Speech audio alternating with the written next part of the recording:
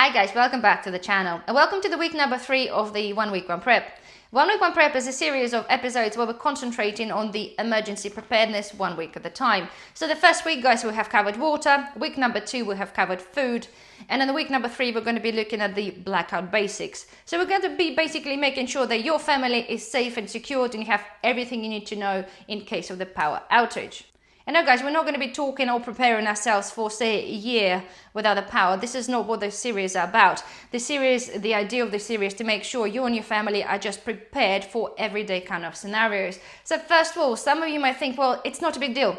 Being without a power is really not a big deal because some of you may only experience a little power cuts that last maybe 30 minutes, maybe an hour, maybe 2. But as you probably be aware, there's been a lot of storms, a lot of weather issues happening, and obviously there have been a lot of people without power for a very long time. So for example, okay, just looking at the statistics, just for the FYI, so you might remember in the 2021, there's a storm Owen, so over 1 million of homes have been without the power, and some of them been without the power for over a week. This is a pretty long time. It might not sound like it, but if you do have a family, obviously you've got your fridge freezers, it is quite a long time.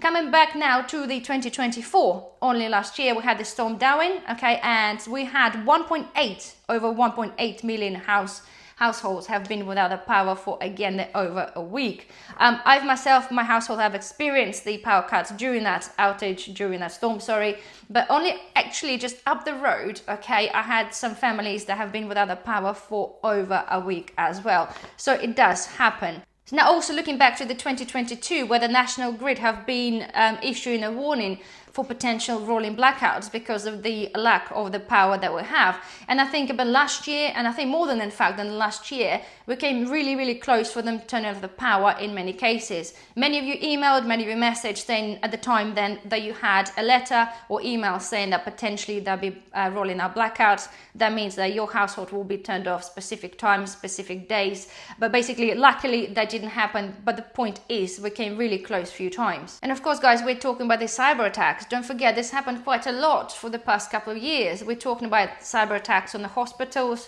on the MOD, on universities, on NHLs. So basically, energy infrastructure are also at risk at the cyber attacks. And of course, just generally, we're mentioning the general power outages, and we're talking about maybe 30 minutes, maybe a couple hours. It happens all the time. I live in a small village, and every time there is like a strong wind or some sort of a storm, our power goes out. Normally for 2 to 4 hours, sometimes less, sometimes a little bit more. But generally, those kind of scenarios happen more regular than you think. So this is why, guys, the mission of this video today is to make sure if there is a power outage that your family is safe, is connected, and you know exactly what to do. So basically, we're going to start with what you want to do or need to do in case of the power outage. And of course, guys, as I always tell you, every time I do the video, if you go to my website, there will be some information, some checklist, anything that's relevant to the video, just in case you might want to refer to this back, or in fact, if you want to print it. So we're going to be starting with a very, very basic, and I just cannot stress this enough, guys. This is not suddenly to panic, thinking there's a power outage and the world's coming to an end. This is just a basic drill. So first thing to do, guys, if the power goes out, is to basically grab yourself a torch or a lantern and check on your family. If you have kids or you have elderly, just explain the situation and make sure they are okay. Secondly, and again, we're looking at a little bit more of an extreme situation, just check your mobile phone, okay? Because in some instances, if your phone is on, then everything is okay. If the phone is off, then chances are we had either CME or EMP. But again, we'll be covering this in a different video. So the next thing to do is probably something that we all do anyway. If the power goes out, you do just look outside and see whether it's just yourself or the whole street. So if the whole street is out, do you understand this is a little bit more vast spreading than just your house?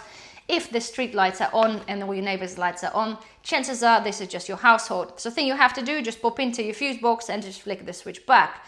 Some of you might think that that doesn't really happen often or doesn't happen at all. It must be something wrong. But again, for whatever reason, as I said, we live in a village, but it's a fairly new built house. We seem to have an issue sometimes, again, for some reason, especially in the winter and during the stormy weather, our fuse box just flicks out. Just like that. It just switches it. Normally, if it's done it once, it does it sort of a couple of times in a row and then it stops. So basically the point is, if your neighbor's lights are on and yours is not, just go and check your fuse box and just flick it back on. The next thing, of course, to do is to unplug any sensitive electronics. if you got any laptops, any TV and anything else, this is just to protect them from surge if the power comes back on. The obvious thing as well, guys, is to keep your fridge freezer door shut, because again, when the power cuts happen, none of us know really to the extent or how long they're going to be continued. So the basic thing for the fridge, okay, the fridge unopened will be good for about 4 hours. Freezers are 24 to 48 hours. Chest freezers are a little bit longer. Again, the fuller your freezer is, okay, the longer it will keep frozen. So basically the capacity of the freezer or the time it will stay frozen halves if your freezer is half full. So normally the suggestion is if your freezer is not full of food, then either put some ice packs or bottled water to make sure your freezer is really full. So if the power goes out, you do have the maximum amount of time to make sure your food is kept safe. And the next thing, guys, goes without saying, like with the fridge as well.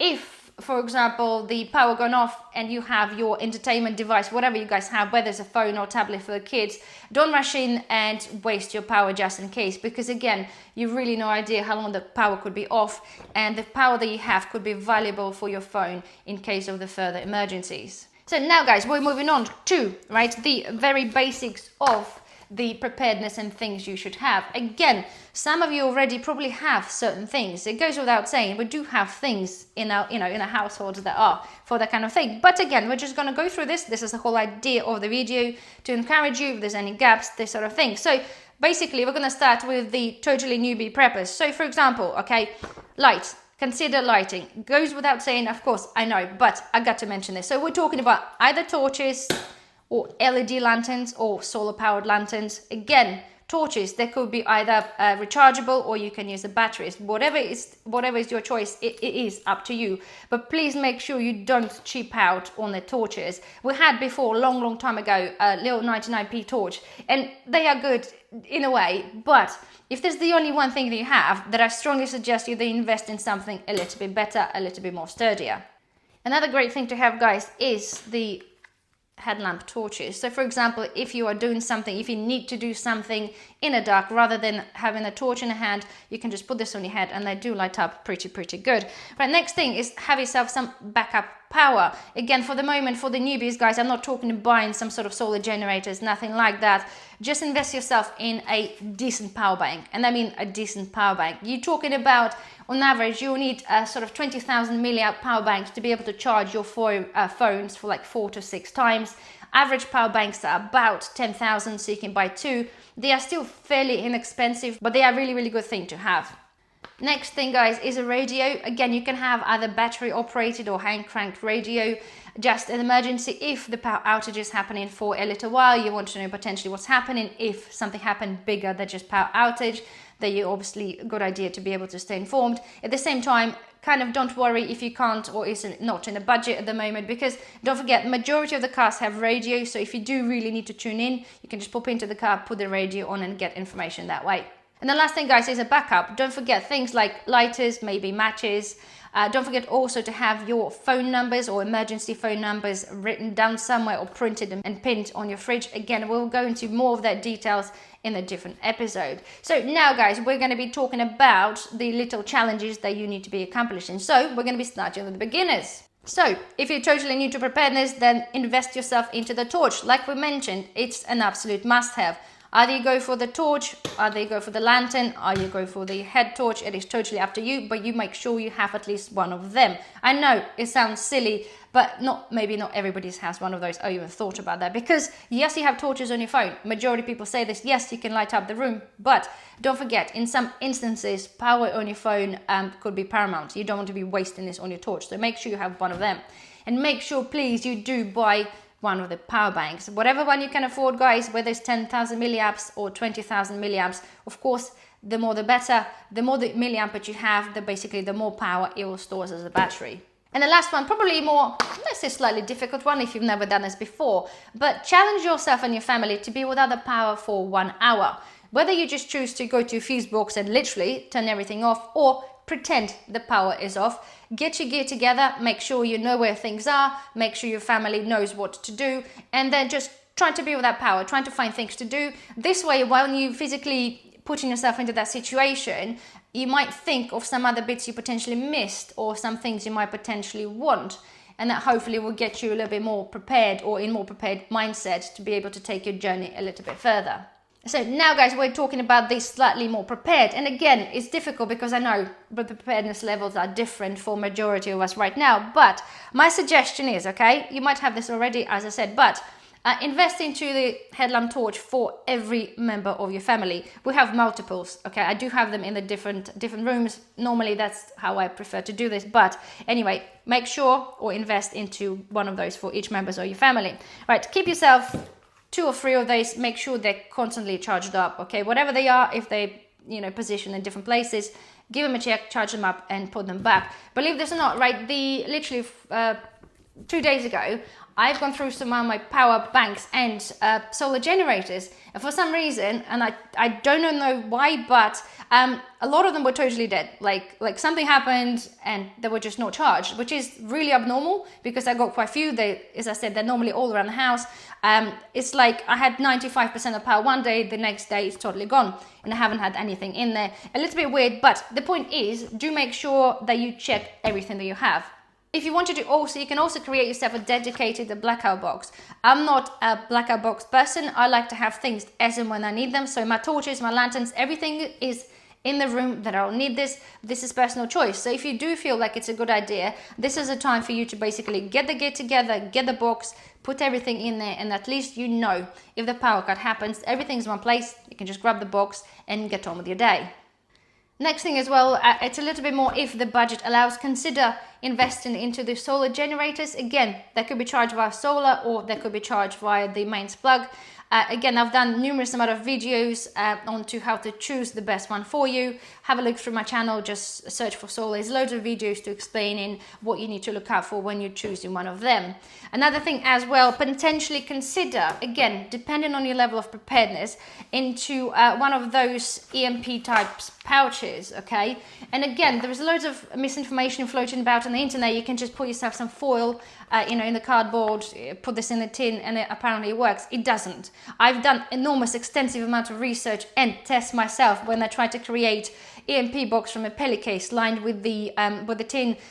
Tin by itself just doesn't work. You really need copper. You really need quite a lot of fine tuning to make sure things work. I can assure you for fact that the normal tin and a cardboard does not work, okay? It might stop some signal, it might stop radio signal, but when it comes to EMP, you need to look out for more than radio signal. We need to talk about the radio signal, we need to talk about the Wi-Fi, we need to talk about GPS, we need to talk about the phone signal. So every time you're trying to pretend or trying to put something or create something, you have to check for all of those 4 things, and this is at least. Because the EMP, CME, the wavelengths are different, so not everything will work 100%, but those things here so far, I have tested them myself, and they seem to, so far as it looks, if they're really tightly sealed and folded over, because they do have multiple folds there, they are like a copper fabric lined, they seem to literally stop anything coming in. I had power banks in there for approximately 9 months now, fully charged.